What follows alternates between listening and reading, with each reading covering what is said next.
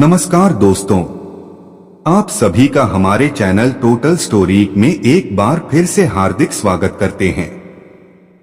दोस्तों, मैं संदीप कुमार और आज हम एक ऐसे विषय पर बात करने जा रहे हैं जिसे शायद ही कभी किसी ने पूरी गंभीरता से बताया हो, लेकिन दोस्तों यह विषय हर घर की सच्चाई है।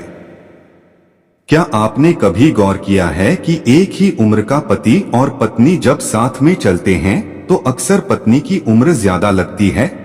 क्या आपने महसूस किया है कि एक स्त्री जो कभी एक मासूम सी, खिलखिलाती, सपनों से भरी लड़की हुआ करती थी, लेकिन वो शादी के कुछ वर्षों बाद ही क्यों थकी बुझी बुझी और उम्रदराज सी दिखने लगती है?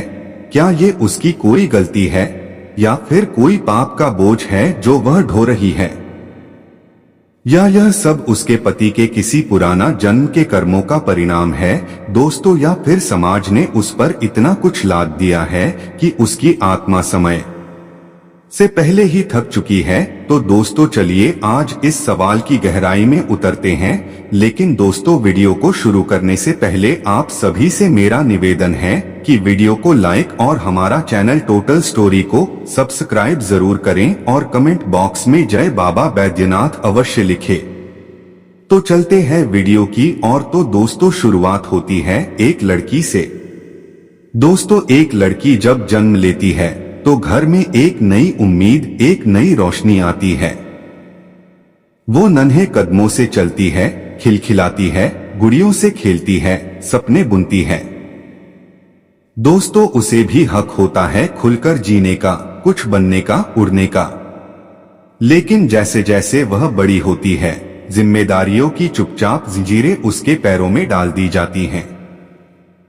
उससे कहा जाता है, तुम लड़की हो, घर संभालना तुम्हारा धर्म है, और पति को अपना भगवान मानो, चाहे वो जैसा भी हो। सास ससुर को माता पिता से बढ़कर समझो, बच्चों की परवरिश तुम्हारी जिम्मेदारी है। धीरे धीरे वह खुद को भूलने लगती है। ना नींद पूरी होती है, ना ही ख्वाहिशें।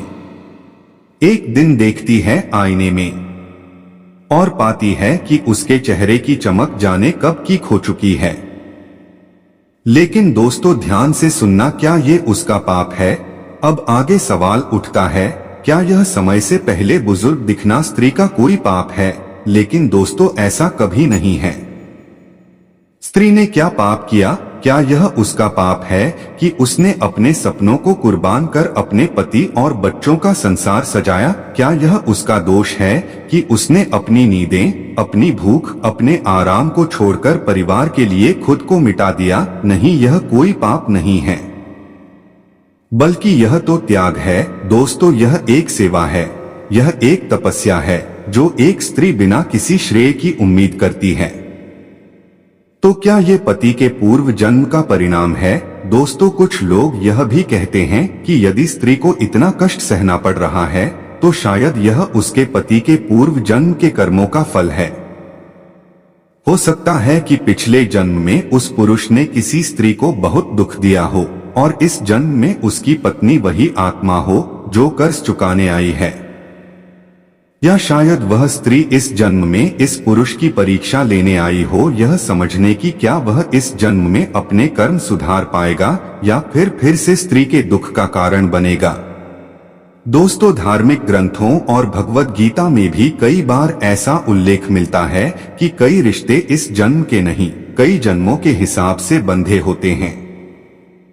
इसलिए कभी कभी हमें समझ नहीं आता कि एक स्त्री इतनी सहनशील क्यों है। वह क्यों नहीं छोड़ देती अत्याचार करना, क्यों नहीं बगावत करती? शायद इसलिए क्योंकि वह सिर्फ शरीर नहीं है, वह एक आत्मा है जो कर्ज उतारने दूसरे जन्म में आई है।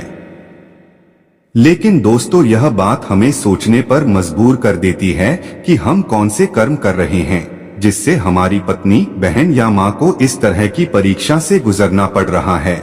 समाज का भार एक अदृश्य कारण और बहुत बड़ा कारण है, समाज। दोस्तों, हमारे समाज ने सदियों से स्त्री को सिर्फ एक कर्तव्य निभाने वाली भूमिका समझी है।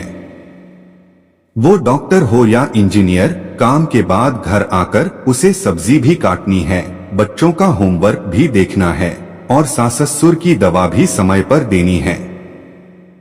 कभी किसी ने उसके मन की नहीं सुनी है, कभी किसी ने उससे पूछा है कि तुम्हारी भी कोई थकान होती है, तुम्हें भी कोई सहारा चाहिए, तुम्हारा भी कोई सपना अधूरा है।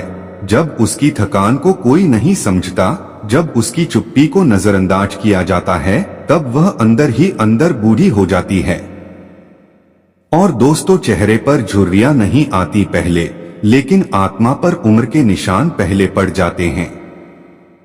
तो दोस्तों, बाद में एक और सवाल सामने आती है कि इसका हल क्या है। दोस्तों, हल यही है कि हमें सबसे पहले स्त्री को इंसान समझना होगा, देवी या नौकरानी नहीं। उसे सम्मान देना होगा, बराबरी का हक देना होगा। पति को समझना होगा कि वह अकेला नहीं कमाता, उसकी पत्नी जो घर संभाल रही है, वह बिना वेतन के 24 घंटे की नौकरी दिन भर कर रही है।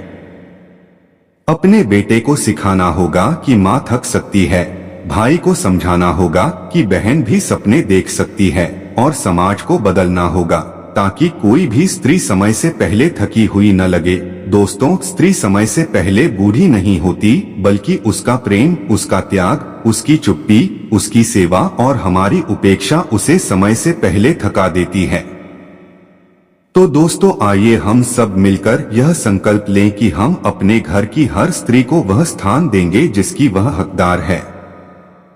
उसे सिर्फ माँ, पत्नी या बहू नहीं, एक इंसान की तरह समझेंगे जो थकती है, टूटती है और फिर भी मुस्कुराकर सब संभाल लेती है।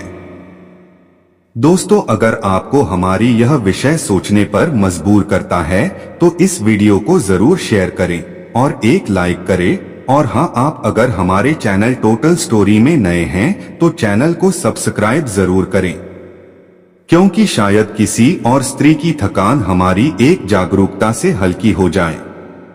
धन्यवाद।